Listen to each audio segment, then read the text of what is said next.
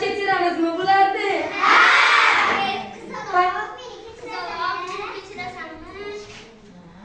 Bolajonlar qani bularga bir savol berib ko'raylikchi.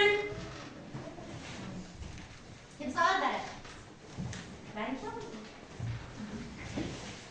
Hadi, bağlansın. Kışkara bilan şeyler dedi. Kışkar bilan şeyler. Kış uchun kar, oppoqqina kar, havo toptaza, oqqanday sozda. O'qishdamas, aralashtirib boshqa tillarni ham bilamiz. So'zlarni bog'lab o'tamiz. Ha, ha, yana kim boradi? Yana kim? Yana kim? Boshqa tillar. Berildi. Boshqalar ham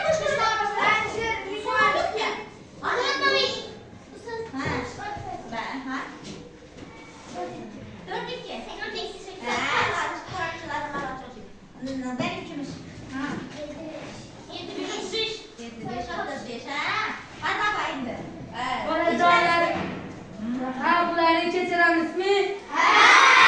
Kelinglarchi, sizlar bizlarning bolajonlarning darsingizni kuzatib borasizmi?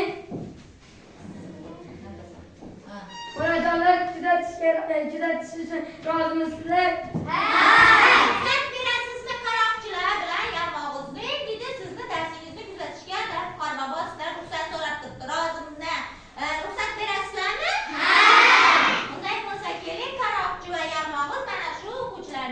yangi xush kelsa yangi manzilimizdagi o'tayotgan ochiq darsini kuzatib o'tirishingizni tilab qolamiz.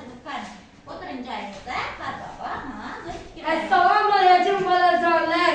Men ana tog'lar, o'rmonlar o'sha sizning o'lchangizga mehmon bo'lib keldik. Sizning qalbingiz pok va beg'ubor, a'lochi bilimdon bolalar ekansiz. Men o'zim bilan chopqirchi otni ham, qorqiz qizim va sun'iy intellekt robotni ham olib keldim.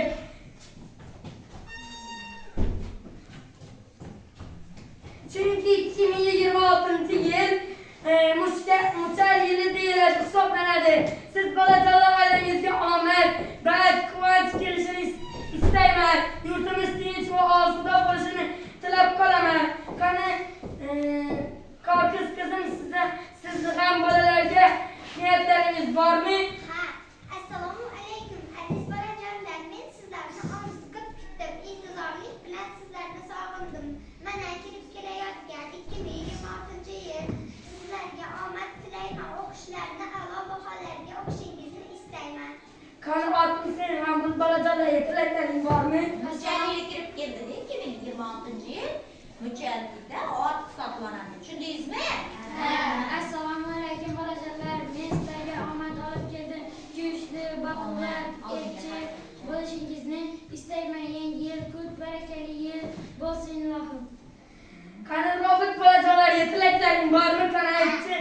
Assalomu alaykum bolajonlar.